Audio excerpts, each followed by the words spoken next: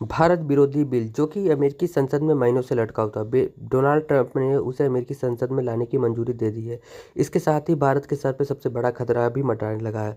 खतरा यह है कि बिल के पास होते ही भारत में जो टैरिफ अभी 50% है वो 10 गुना बढ़ जाएगा, यानी कि सीधा 500%। क्योंकि इस बिल के तहत जो भी देश रूस से कच्चा तेल खरीदना चाहता है, चाहे 1 लाख बैरल हो या फिर एक बूंद हो, सब पर लगेगा 500% का टैरिफ, अमेरिकी टैरिफ। और इसके साथ ही भारतीय की अर्थव्यवस्था पर एक खतरा मंडरा रहा है पिछले 3-4 दिनों से। लेकिन आज एक ऐसी खुशखबरी आई जो कि सिर्फ ट्रम्प के इन टैरिफों को बर्बाद कर दी, बल्कि अमेरिकी की जो रणनीति है उसे ध्वस्त कर देगी।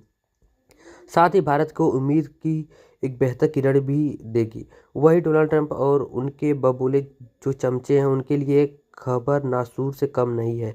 ऐसा मैं क्यों कह रहा हूँ, आप खुद ही अपनी स्क्रीन पर देख सकते हैं। रिपोर्ट निकल के सामने आई कि भारत के एक्सपोर्ट चीन के अंदर इतने तेज़ी से बढ़ रहे हैं कि जो कि दुनिया में कहीं देखने को नहीं मिल रहा है। जी हाँ, इतनी बुरी स्थिति है दुनिया भर भी इकोनॉमिक्स की, उसके बावजूद भी चीन के अंदर भारत के एक्सपोर्ट 33% बढ़ गए हैं। इतना ही नहीं, इस दौरान भारत के करीबन 12 बिलियन से ज़्यादा सामान चीनी मार्केट में बेचा है।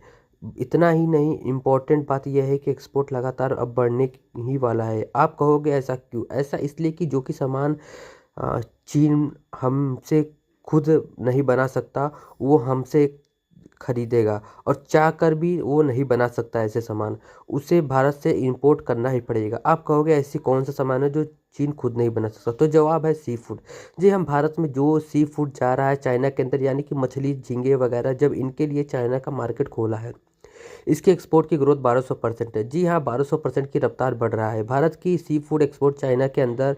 और चीन के इसकी अभी और ज़रूरत पड़ने वाली है, क्योंकि चीन के ह्यूमंगस पॉपुलेशन है, उस पॉपुलेशन के पास अब पैसा भी है, और उनके लिए अब से कुछ साल पहले ही ये सी फूड लग्जरी हुआ करता था। इसीलिए वो इस वक्त से सी फूड खाने से बहुत ज़्यादा पसंद कर रहे थे, इसीलिए उससे की कंजप्शन बढ़ती जा रही है।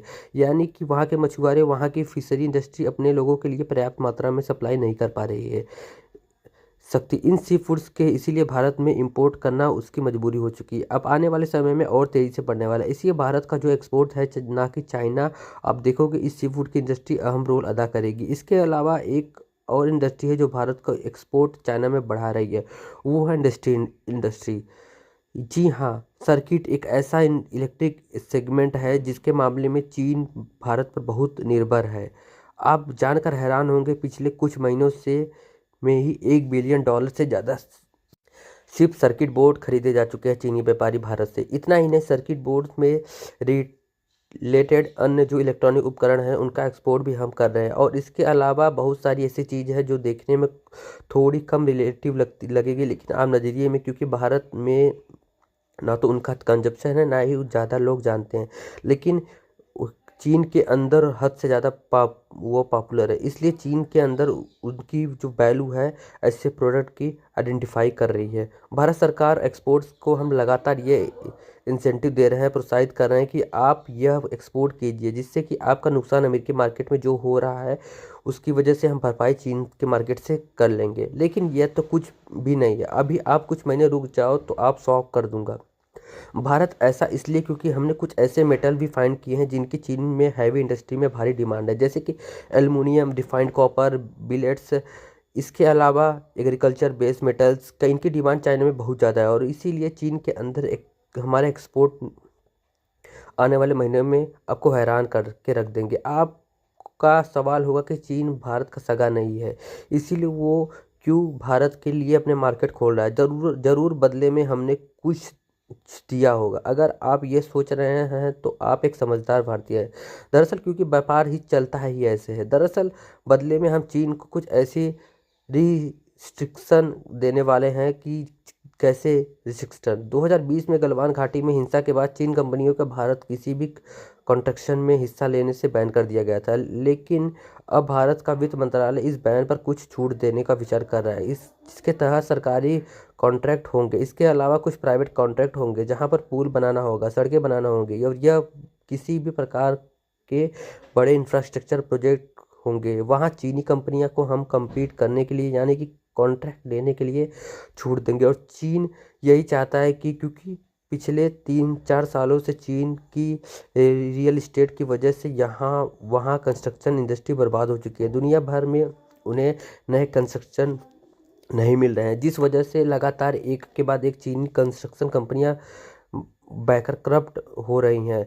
भारत एक बहुत बड़ा मार्केट है, तेजी से इंफ्रास्ट्रक्चर डेवलप कर रहा है। यहाँ पर कई सौ बिलियन डॉलर के कॉन्ट्रैक्ट मिल सकते हैं, जिसकी उनकी कंपनियों के जीवन दान मिल जाएगा। यानी कि देखा जाए तो चीन के बदले हमें कुछ दे रहा है तो हम भी कुछ दे रहे हैं, जिससे दोनों का फायदा है। और ट्रम्प ने जो संकट खड़ा किया है चीन और भारत दोनों के लिए, इस संकट की घड़ी में भले ही हम एक कट्टर दुश्मन है, लेकिन सेंसिबल दुश्मन की तरह एक दूसरे के साथ दे रहे हैं, एक एक बड़े दुश्मन से निपटने के लिए। और यही है, पर आपको जीवन का सबसे बड़ा सबक पता लगेगा कि वो दुश्मन दो तरफ के होते हैं, एक तो माइंडलेस, दूसरा सेंसिबल माइंडलेस, यानी कि बिना बुद्धि का दुश्मन, जैसे कि पाकिस्तान। ऐसे दुश्मन के साथ आप निगोशिएट नहीं कर सकते और इसीलिए ऐसे दुश्मन के साथ आपकी लड़ाई सारी उम्र तक जारी रहती है। वही दूसरी तरीके से दुश्मन होते हैं चीन जैसे, थोड़े से सेंसिबल, जिनके साथ आप निगोशिएट कर सकते हैं। और इसका फ़ायदा यह मिलता है कि ऐसे दुश्मनों के साथ ज़रूरत पड़ने पर आप युद्ध को कुछ समय के लिए टाल सकते हैं। आपको हमेशा लड़ाई नहीं लड़नी है। अब सबक यह है कि आपको सबसे पहले जो माइंडलेस दुश्मन है ना, तो वो बिल्कुल ख़त्म करना पड़ता है, क्योंकि अगर आपको समय रहते ही माइंडलेस दुश्मन को ख़त्म नहीं किया तो आपकी लड़ाई सदियों सदियों तक जारी रह सकती है। लेकिन सेंसिबल दुश्मन के साथ आप लड़ाई को टाल सकते हैं, ज़रूरत पड़ने पर निगोशिएट कर सकते हैं, डील कर सकते हैं। इसीलिए ऐसे दुश्मन को अगर ख़त्म भी नहीं किया तो आप सिर्फ कमज़ोर करके छोड़ दिए जाएंगे, आपको काम तब भी चल जाएगा। यानी कि चीन जैसे दुश्मन के साथ अब आप डील करते हैं तो आपके पास ढेर सारे ऑप्शन होते हैं, लेकिन माइंडलेस के साथ एक ही ऑप्शन होता है कि दी एंड करना। इसलिए भारत एक यहाँ पर सीख लेने की ज़रूरत है और पाकिस्तान इसके लिए बहुत देर हो जाए, क्योंकि याद रखिए, जब आप शीशे का महल बना लेते हैं ना, तो आप युद्ध करना अफोर्ड नहीं कर सकते। अब से 10 से 15 साल बाद हम इतना ज़्यादा डेवलप हो चुके होंगे कि हम युद्ध अफोर्ड नहीं कर पाएंगे। बेटर टाइम से यही कि इसीलिए ऑपरेशन सिंदूर को 1-2 साल के अंदर करके इस देश के टुकड़े करना बहुत ज़रूरी है, तभी हम विकसित होंगे, बाद ही शांति से रह पाएंगे। वरना पाकिस्तान के होते हुए विकसित छोड़िए कुछ भी नहीं हो पाएगा। अमेरिका भी बन जाए तो आप एक शांति से नहीं रह पाओगे। आपकी क्या राय है कमेंट बॉक्स में ज़रूर बताइए। अगर आपको वीडियो अच्छी लगी तो प्लीज़ लाइक और सब्सक्राइब करना ना भूलें। Thank you for watching.